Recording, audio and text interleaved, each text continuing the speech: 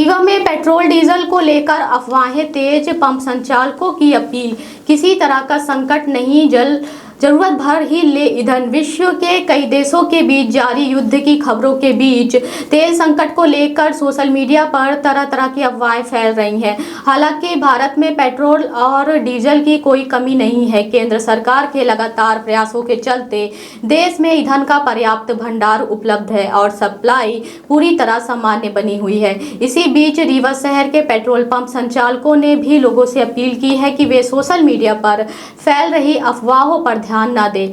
Pump संचालकों का कहना है कि शहर सहित पूरे जिले में पेट्रोल और डीजल की सप्लाई नियमित रूप से हो रही है और किसी भी तरह का संकट नहीं है। उन्होंने नागरिकों से आग्रह किया है कि घबराहट में ईंधन की अनावश्यक खरीदारी या स्टॉक करने की कोशिश न करें। जितनी जरूरत हो उतना ही पेट्रोल डीजल ले ताकि सभी लोगों को आसानी से ईंधन उपलब्ध हो सके। पंप संचालकों के मुताबिक देश में पेट्रोल और डीजल का पर्याप्त स्टॉक मौजूद है और आने वाले समय में भी सप्लाई प्रभावित होने की कोई आशंका नहीं है। इसलिए आम जनता अफवाहों से बचे और सामान्य रूप से ईंधन का उपयोग करे। और मैं कनोडिया पेट्रोल पंप का संचालक हूं, रीवा मध्य प्रदेश से। हम अपने ग्राहकों के बीच में एक छोटी जानकारी साझा करना चाह रहे हैं। अभी सभी के संज्ञान में है कि हमारा विदेश जो पूरा विश्व है एक युद्ध स्तर पे कुछ देशों में चल रहा है, उससे सभी विश्व में सभी लोग परेशान है कहीं ना कहीं। पर अपना देश अभी सुरक्षित है और अपने जो नेता हैं वो सभी यथासंभव प्रयास कर रहे हैं कि सब सामान्य रहे। मैं खासकर आपसे बात करने के लिए आमंत्रित किया हूँ पत्रकार बंधुओं को कि हमारे पेट्रोल और डीजल की सप्लाई में अभी तक ऐसी कोई समस्या नहीं आई है। तो मेरा आपसे सभी से आग्रह यह है कि जो आपकी डेली नीड है, जो आपकी रोजमर्रा की जरूरत है, उतना आप लेते रहें। पर अगर आप स्टॉक करने का सोचेंगे तो देखिए उसके कुछ खामियाजा है। पहली चीज, आप एक ज्वलनशील पदार्थ को आप स्टॉक करने का सोच रहे हैं तो एक खतरे का आप मंजर अपने पर क्रिएट कर रहे हैं। तो मेरा आपसे अनुरोध है कि ऐसा ना करें। दूसरा, कभी भी समस्या किसी को भी आती है, मतलब देश को आती है, तो सभी के साथ आएगी ना। हमारे एक दो जन को स्टॉक करें तो दूर नहीं होगी भाई साहब। तो जो फेस करना पड़ेगा प्रॉब्लम को, वो हमें आपको सबको फेस करना पड़ेगा। तो स्टॉक करना अगेन सोल्यूशन नहीं है उसका। तीसरा, हम जो पदार्थ स्टोर करते हैं आप समझते हैं वो उड़ता है। तो आपने मान लीजिए 100 रुपए का पदार्थ स्टोर किया, तो जब आप उसको 10 दिन बाद खोलेंगे तो वो 80 रुपए का बचेगा भाई साहब। तो नुकसान आप स्वयं 3 जगह से कर रहे हैं। तो ऐसा मेरा सुझाव एज आपका भाई हूं और एज अ भाई आपको सुझाव देता हूं, पेट्रोल पंप का ओनर हूं, कि हमारे पास पर्याप्त स्टॉक है। हमारे एक पेट्रोल पंप पे 90,000 से 1 लाख लीटर का स्टोरेज होता है, जो कि पूरे रीवा को 10 दिन तक चला सकता है।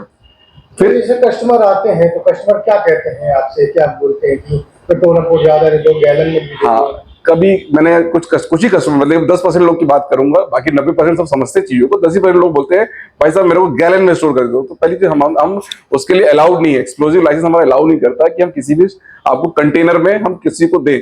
तो ऐसा अनुरोध करना भी गलत है और हमारा आपको बार बार समझाना भी, हम थक जाते हैं चीजों को कि वहां व्यापार कर रहे हैं, कितने दिन समझाएंगे। इसलिए हम एक मीडिया के माध्यम से समझाना चाहते हैं कि कृपया किसी कंटेनर से हमसे फ्यूल ना मांगे, क्योंकि ये नहीं हम दे पाएंगे आपको, और स्टोर करने की आपको जरूरत भी नहीं भाई साहब।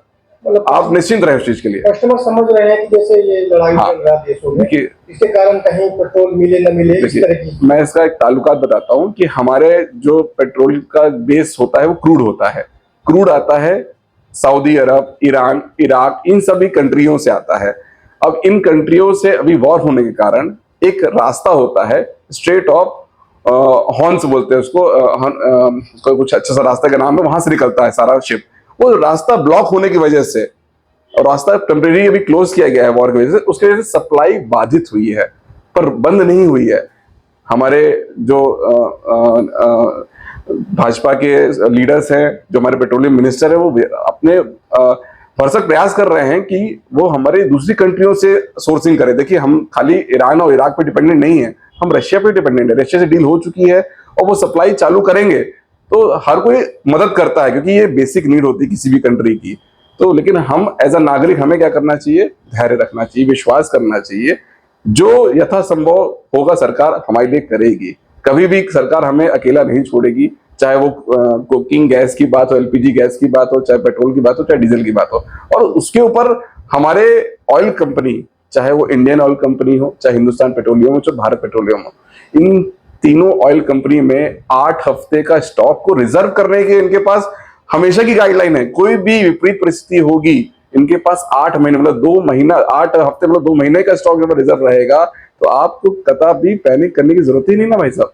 तो मैं आपसे निवेदन ये करता हूं एज अ पेट्रोल ओनर कि आप आराम से अपना फ्यूलिंग जितना चाहिए उतना लेते रहिए, कोई समस्या नहीं, पर स्टॉक करके अपने आप को और शहर में पैनिक का सिचुएशन मत आने दीजिए, इसकी कोई जरूरत ही नहीं भाई साहब। नाम बता दीजिए। मेरा नाम प्रणब कनोडिया, कनोडिया ब्रदर्स रीवा से संचालक।